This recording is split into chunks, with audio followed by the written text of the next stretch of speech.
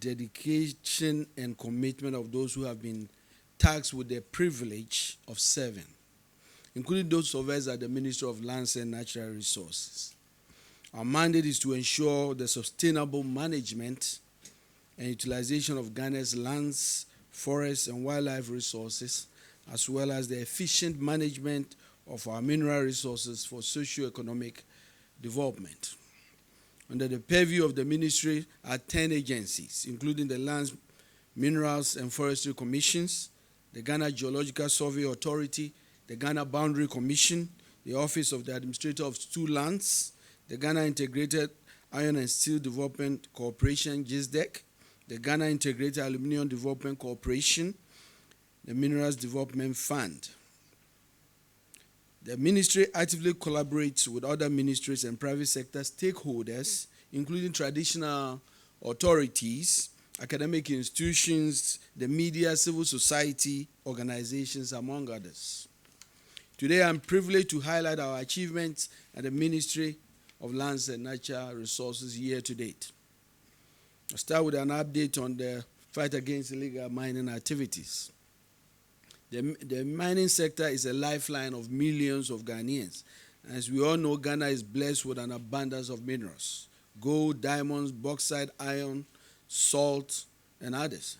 These natural resources are under unprecedented global strain due to rapid population growth, urbanization, escalating demand for raw materials, and the compounding effects of climate change.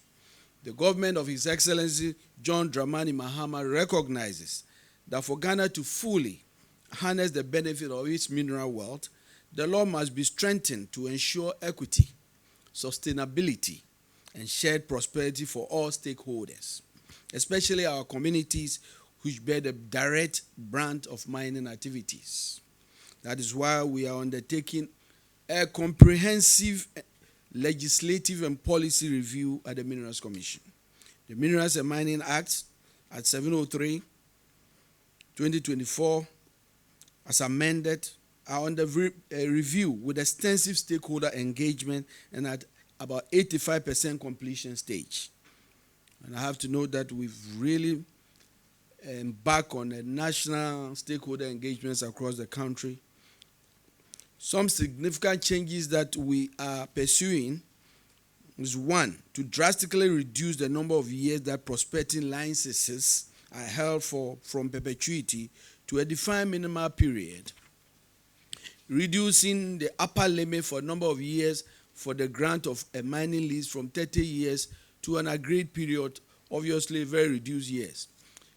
3, abolishing development agreements and enforcing the signing of community development agreements, imposing a rate of an agreed percentage of gross revenue from the sale of minerals to fund community development projects to help fast-track the development of mining communities. How many times have we talked about how mining communities are impoverished? These transformational changes will see the accelerated development of our mining communities. We are also introducing a 3-tier mineral right regime by including a medium-scale mining. As we speak, we have only small-scale and large-scale. We envision in the new law to have a medium-scale regime. We are also working to reduce the upper limit for stability agreements from the current 15 years to allow for capital recovery for huge investments only, or abolishing it altogether. Under the leadership of His Excellency President John Dramani Mahama, and with extensive stakeholder engagements that include traditional authorities, civil society groups, academia, government is committed to ensure that the review of the Act corrects the imbalances of the past and secure a brighter future for the benefit of all Ghanaians.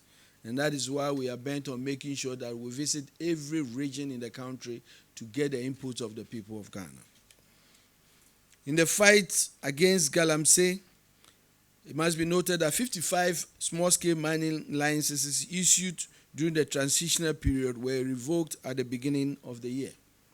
Additionally, 907 out of 1,278 licenses, and these are small-scale mining licenses, are now under review for possible revocation due to irregularities identified by the Small Scale Mining Review Committee, chaired by my able Deputy Minister. A similar exercise is currently ongoing to review large-scale mining licenses to ensure compliance. These measures are all aimed at sanitizing the mining sector to ensure transparency and sustainable operations.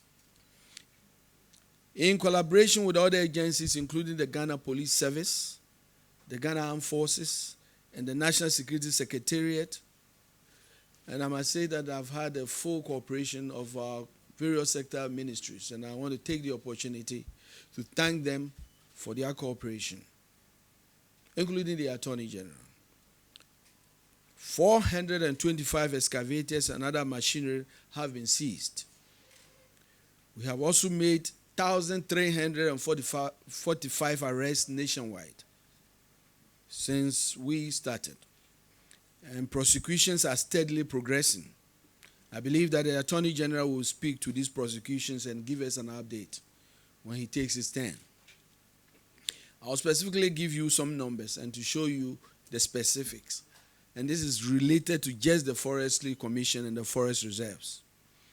177 excavators have been seized under the Forestry Commission, 4 bulldozers, 12 vehicles, 43 motorcycles, and 155 pumping machines, 184 chamfans, 15 detector machines, and 10 heavy-duty generators have all been seized, and 286 persons have also been arrested. These are under the Forestry Commission, and they make up for the total numbers I gave earlier. To coordinate the efforts of the military, police, and other security agencies, and to bring proper sanity and coordination, the ministry, working closely with the Ministry of Interior, Defense, and the Attorney General have established, and the National Security Secretary have established the National Anti-Illegal Mining Operations Secretariat, we call it NAMOS, as the operational nerve center for Ghana's fight against illegal small-scale mining and its associated environmental degradation, particularly in water bodies and forest reserves.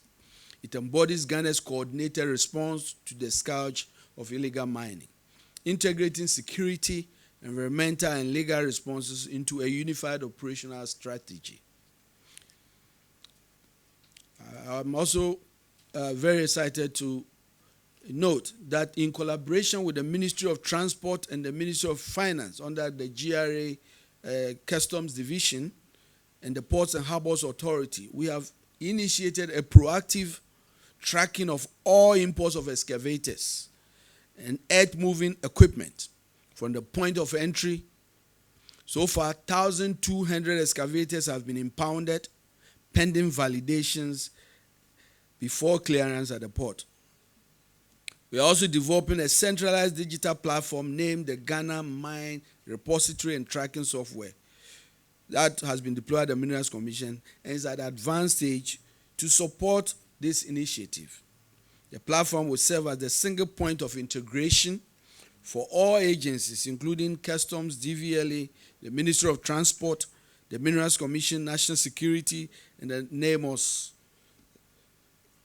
and provide authorized institutions with real-time access to permit history, equipment location, and operational compliance. A pilot project of over 191 excavators is currently being tracked in the dedicated control room of the Minerals Commission.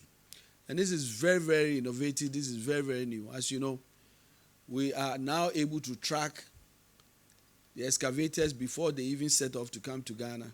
And when they get there, the Minerals Commission, DVLA, everybody is there. And we have also tracking them to the geofencing and geotracking control room at the Minerals Commission. And we believe that we are going to get to that point where every movement of excavator in this country is actually regulated. We are doing this grounded on LI 2404, which prescribes the mandatory registration of all earth-moving and mining equipment that is to be used in mining operations. LI 2404 ensures that machinery and equipment are tracked in real time and used only in mining areas for which they have been registered.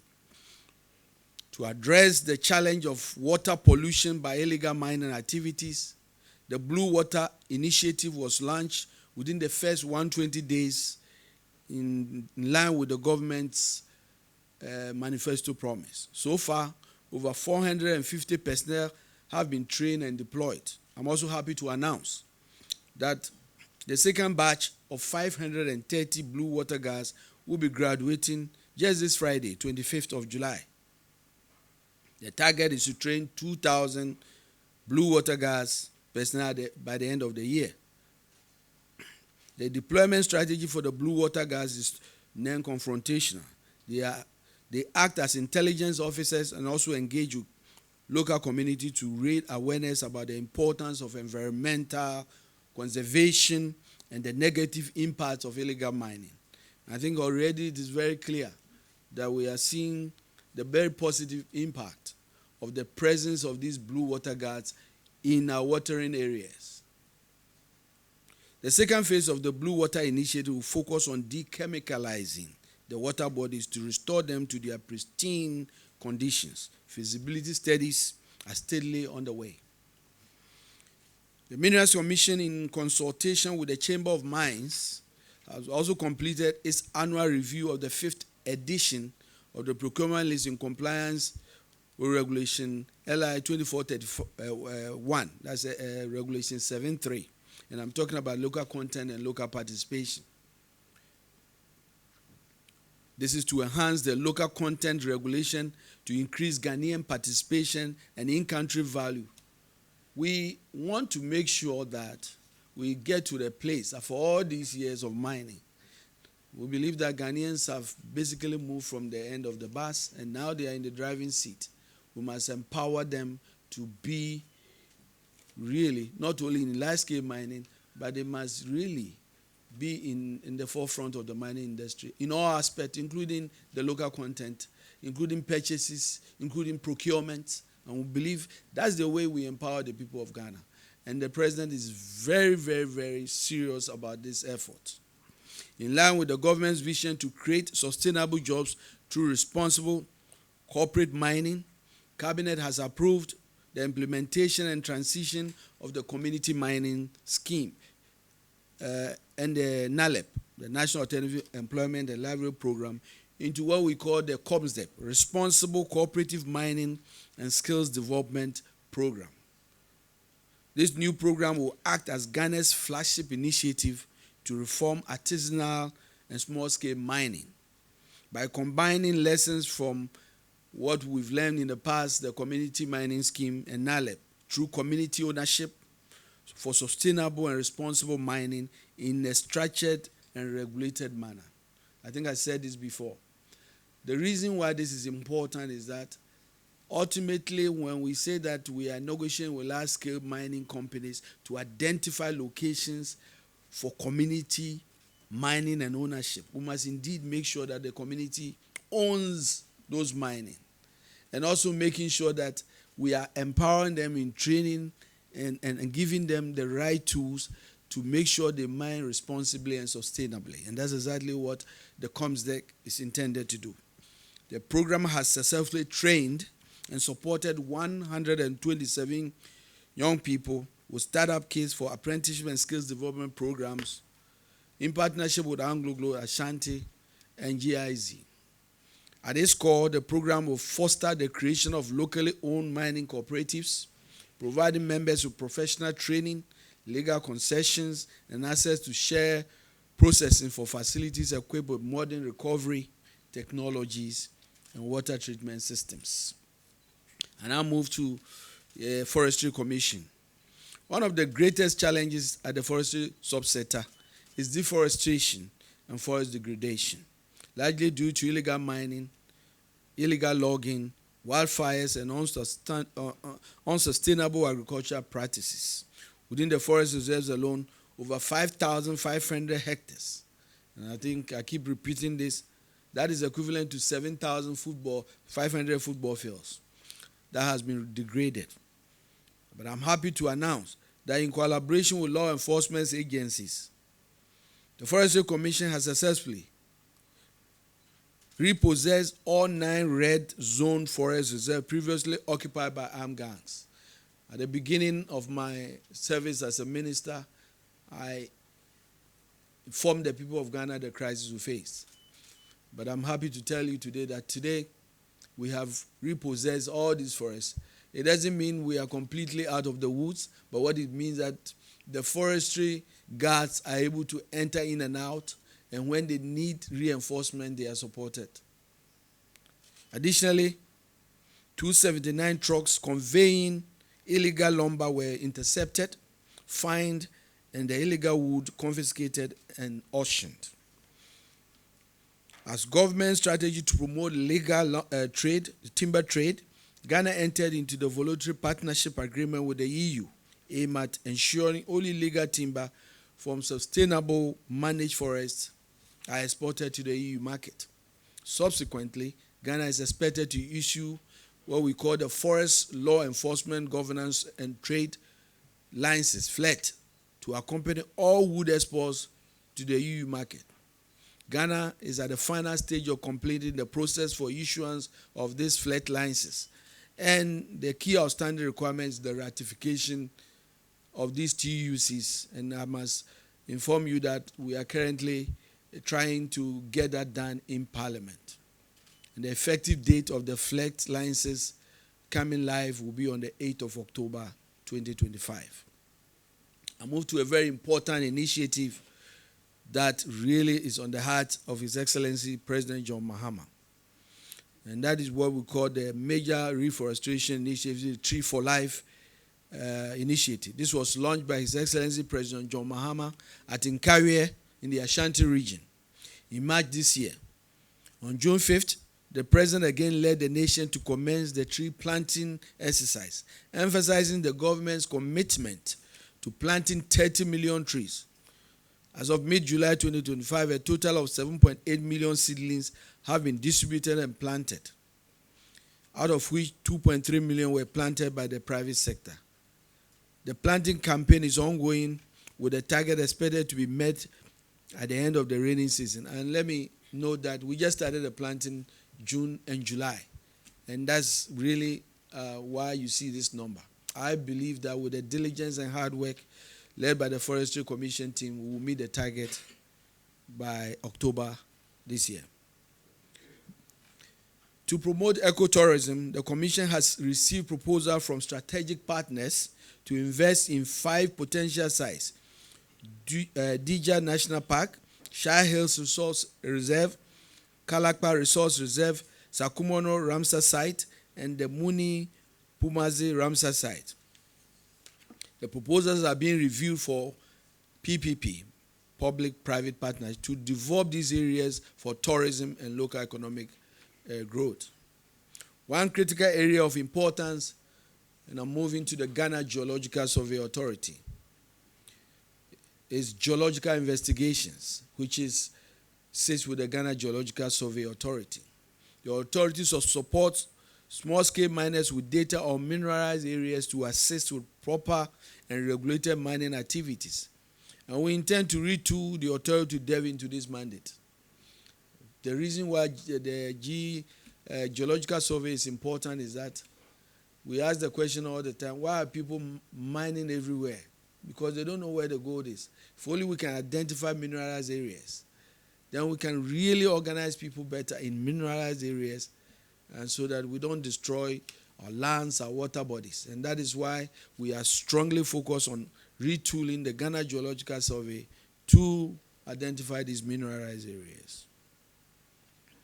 We have also monitored seismic activities nationwide, which is really under the purview of the Geological Survey, with data confirming no imminent geological risk to our country. Critical findings are also utilized to inform engineering designs for infrastructure development, enhancing construction safety standards as well. We also conducted geothermal investigations and mapping to evaluate the viability of integrating geothermal energy into Ghana's energy mix. The findings will support the diversification of renewable energy sources in alignment with national sustainable goals. You know that this is very, very critical in making sure that we have an energy mix that has a lot of renewable, and that will help really meet our renewable energy targets. Furthermore, GGSA is completing investigation on clay deposits in the Greater Accra, Volta, and Central regions, identified as high potential raw material for the ceramic and cement industries, with prospects to boost local industrial production and contribute to economic growth and job creation. And I've been reliably informed that these three regions hold great potential for these minerals. And I'll move to the Lands Commission on Land Administration and Management. As part of the reset agenda to ensure that the administration of lands reaches the doorsteps of every Ghanaian, the Lands Commission has been instructed to decentralize its operations to all districts across the country. I'm happy to announce that 90 new district offices in underserved areas have been so far identified. It is expected that by the end of this year, every district will have Lands Commission office. This initiative aims at bringing land services closer to citizens, in reducing congestion at regional offices and strengthening land governance at the local level. In addition, the Lands Commission is working towards a turnaround time for the completion for all applications within 30 days. This is very critical. And when the president talks about resetting Ghana, it means making life a little more convenient to the people of Ghana. There's no point in anybody in the Lembele who wants land services who have to travel to Takoradi to have land services. There's no point. And so this effort is really going to make life very convenient for the people of Ghana, save them a lot of money, and bring efficiency to the operations of the Lands Commission. But we are not stopping there. We also are very much aware of delays and all the bureaucracy at the Lands Commission, of giving them a target of a 30 days turnaround time for all applications. And I believe Professor Usu and his team are working very hard to meet this target that has been set for them. The ministry has also established a committee to conduct comprehensive review of all public land allocations to enhance transparency, accountability, and alignment with the national development priorities. The committee, who is looking into this, is expected to finish its work and bring its report by August next month. The legislative instrument to also fully operationalize the Land Act 2020 at 1036 has been prepared and is being reviewed by the Attorney General's Department. The Commission is also reviewing the 1999 National Land Policy to align with international best practices and emerging trends in land governance. The process includes stakeholder consultations and expert input, with the updated policy expected to be finalized by December 2025. So, my friends, the President Research Agenda is to review the Land Act, to review the lands policy. I already told the review of the minerals policy. So we are revamping all these policies to make sure, bring them to modern trust, make sure the input of the people of Ghana are all addressed, basically to transform these sectors. Again, I'm very happy to report that the Lands Commission has collaborated with the Land Use and Spatial Planning Authority, LASPA, and the Ministry of Local Government, Chieftaincy and Religious Affairs to integrate local plans as base plans for land registration as part of government's efforts to digitalize land services. We have also upgraded the enterprise land information systems to enhance transparency, accountability, and public access to land-related information to be rolled out in all 16 regions. I know there has been concerns about some of the processes that are on hold. I'm very happy to report that we are working very hard with the review of the committee. And I believe that as soon as those reports are made ready, and the President will lift that ban for all those areas. But we must necessarily do that in the interest of the people of Ghana. The Office of the Administrator of True Land has also engaged, and it's a very, very important institution, has also engaged with 548 communities, including traditional authorities, clan heads, and district assemblies to address challenges affecting revenue mobilization.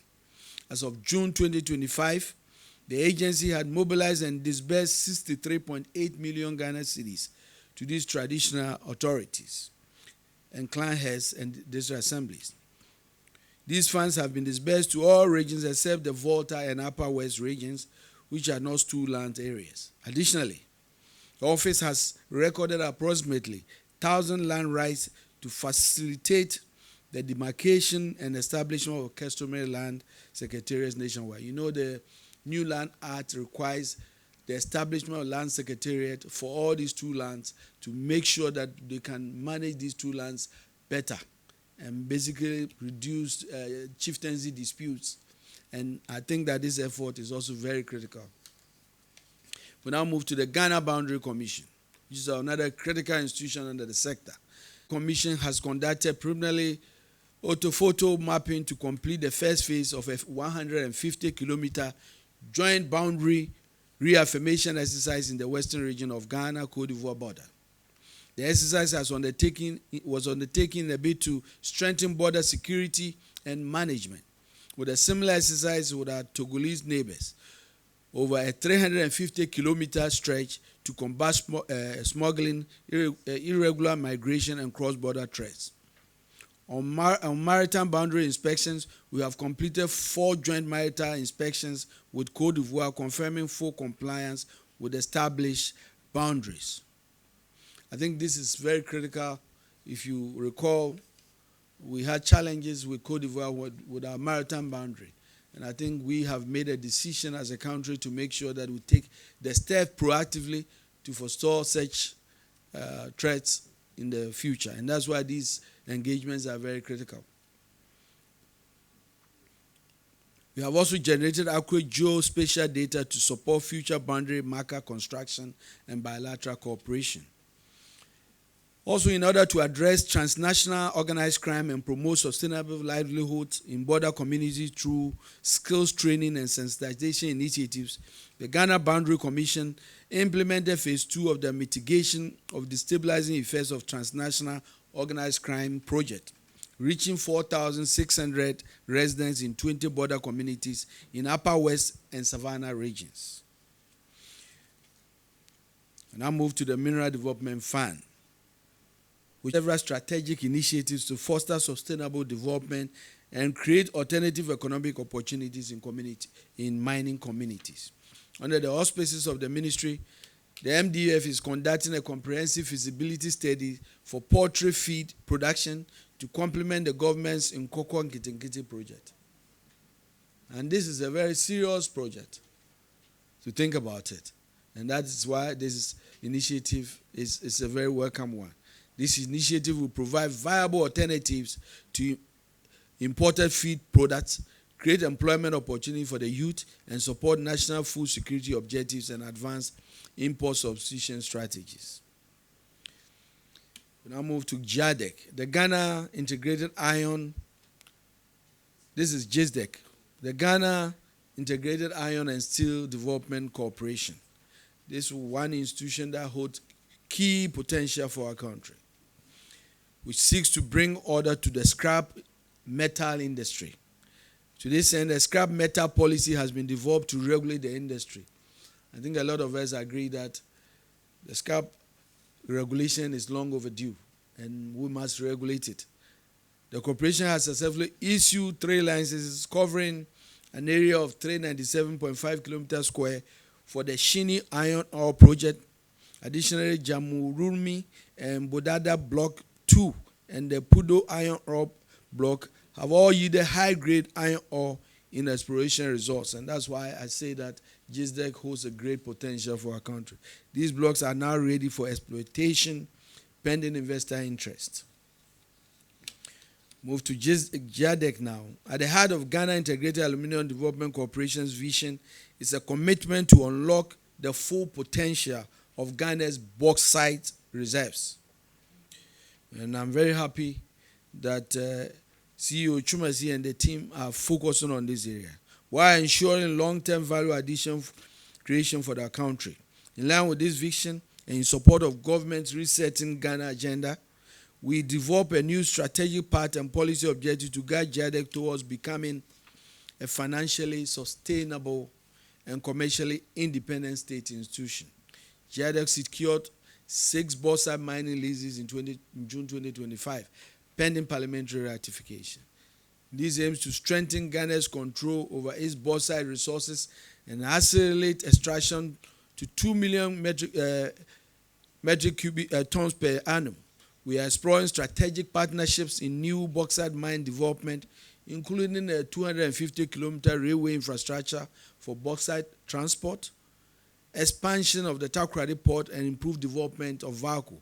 All these efforts align with Ghana's vision to become a global player in the integrated aluminium industry. And ladies and gentlemen, this holds a key transformative effect for our country if we are able to do that, to really fulfill the dream long envisioned by our Osajifo Dr. Kwame Nkrumah. And that's why the president is really supportive of this initiative. And so, in bringing our briefs to an end, ladies and gentlemen, the Ministry of Lands and Natural Resources is on course to achieve its mandate. Its mandate is to ensure the sustainable management and utilization of the nation's lands, forests, and wildlife resources, as well as the efficient management of our mineral resources for socio-economic growth and development. But let me make it clear, the ministry is under no illusion that the fight against illegal mining is an easy one. We know that it is a marathon and not a sprint. We will definitely prevail at the end. I'm very sure about that, if you clearly follow the measures we have put in place. We are also not against mining at all. In fact, we are trying to do everything to encourage responsible and sustainable mining. And we'll do everything to support responsible mining. But ladies and gentlemen, we have drawn a line in the sand. And I believe the president is very focused on that. We have drawn a line in the sand, and we will fight against irresponsible, reckless mining activities that endanger our very lives. Let me also assure the good people of Ghana that we are steadfast, we are committed, and focused on winning this fight of our lifetime. And with the political will and support of His Excellency President John Dramani Mahama, and I have to tell you, we get that assurance on a weekly basis. When key ministers that he has set up are meeting with him on a weekly basis to address the progress we are making. This is how serious he takes this fight.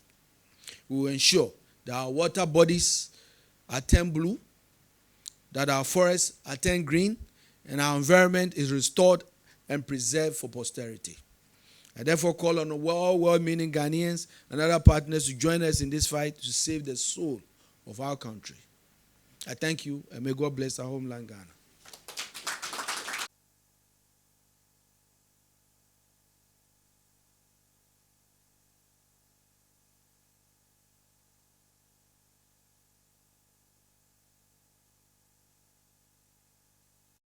Thanks for watching.